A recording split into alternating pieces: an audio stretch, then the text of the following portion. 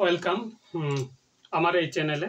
আমরা গতকালকে যে 2 নম্বর ক্লাসটা করেছিলাম তার কন্টিনিউয়াস যেটা কন্টিনিউটি এটা করতে করতে ভিডিওটা অফ হয়ে যায়, এটা আমরা কন্টিনিউ করছি।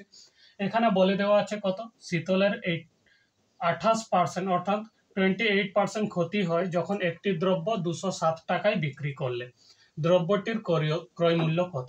কত বলতে চাইছে যে 28% কত হয়েছে, 28% ক্ষতি, 28% তার কত হচ্ছে ক্ষতি হচ্ছে।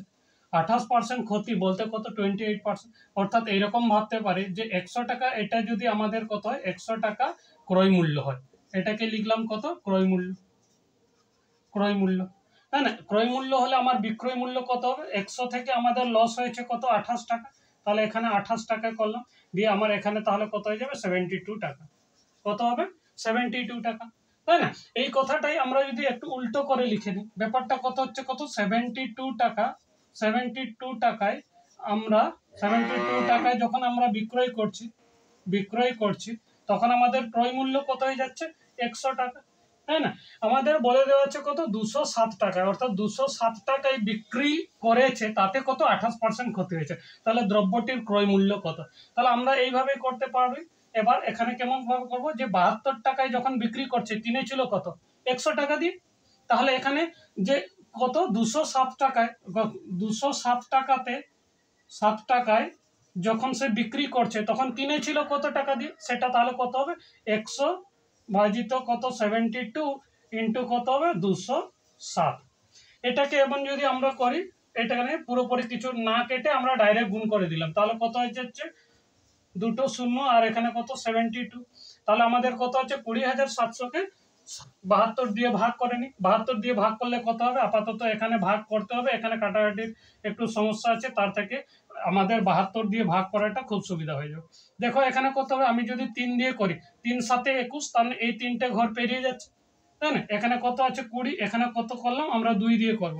2 দিয়ে করলে কত হবে দেখো, প্রথমে তাহলে কত দিয়ে 2 দিয়ে যাবে, 2 দিয়ে করলে কত হচ্ছে 2 দুগুণে 4 আর 2 সাথে 14, এটা তার মানে কত 7 থেকে 4 বাদ দিলে থাকছে কত 3, এখানে আছে 9, 9 থেকে 4 বাদ দিলে 9 থেকে 9 নয়, এখানে কত, এখান থেকে আমার কত হচ্ছে 10, 10 থেকে 6 বাদ দিলে হচ্ছে কত 6, 4 বাদ দিলে হচ্ছে কত 4, আর এখানে হচ্ছে এখানে 1 আছে, এখানে 1 63 হলো। তার মানে কি করলাম, 7 থেকে 4 বাদ দিলাম 3, এখানে কত 1 ধার নিলাম, এখানে 10 হচ্ছে, 10 থেকে 4 বাদ দিলে 6, এখানে কত 1 1 0, তাহলে এবার কত এই জিরোটা নামবে, তাহলে কত হলো 630। এবার কত দিয়ে যাবে দেখো, 7 7 সাথে 49 করতে পারি, এখানে কত আছে 63, 8 সাথে 56, তাই না?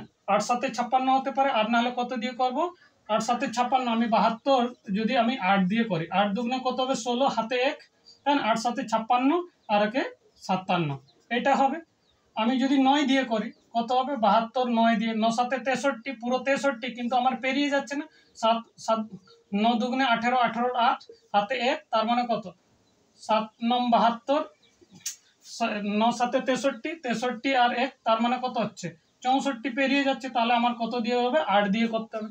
আমাকে কত দিয়ে করব 8 দিয়ে, তাই না? 8 দিয়ে করলে 8 দুগুণে কত, 8 দুগুণে 16, 16 6, হাতে 1, 8 সাথে 56 আর কে 57, এটা। এবার কত বিয়োগ করে নামাই, তাহলে এখানে কত হবে 0 থেকে 0 মানে কত, এখান থেকে ধার নিলাম, তাহলে বিয়োগ করলে কত হচ্ছে, এখানে 10 থেকে 6 বাদ 4, এখানে থাকলো 2 মানে হচ্ছে 12, 12 থেকে 7 বাদ দিলে 5, এখানে কত 1 একই। এবার আবার এই শূন্যটা নামবে, তাহলে কত হলো এটা। আপাতত আমি যদি দেখি, আপাতত কত আসবে, প্রথম সংখ্যাটা 2 আর 8, এখানে দেখো 2 আর 8 এখানেও আছে, আবার এখানেও আছে, তাহলে আমাকে কি আরেকটা ঘর করতে হবে। তাহলে আরেকবার যদি করি তাহলে কত হচ্ছে, আরেকবার আমি কত 7 দিয়ে যদি করি, তাহলে এখানে 2 দিয়ে তো হবে না, কারণ 2 দিয়ে আমরা করে দেখেছিলাম কত হচ্ছে 144, তার মানে কত এখানে 2 তো পরের সংখ্যা আসবে না, আসতে হলে কত আসবে 7 আসবে, তাহলে আমাদের এই অ্যান্সারটা ঠিক হয়ে যাবে, এটাকে হয়ে যাবে কত, এটা চলে আসবে, অর্থাৎ এই সংখ্যাটা তো আসবে, এরপরে আমাদের 7 দিয়ে গেলে 7 দুগুণে 14, 7 সাথে 49 আর একে 50, এটা, তাই না? আপাতত আমি যদি দেখি এই অপশনের মধ্যে কত 287, তো এখানে কত আছে 287, আমাদের অপশনটা এটা কারেক্ট অ্যান্সার হবে। ঠিক আছে, থ্যাংক ইউ।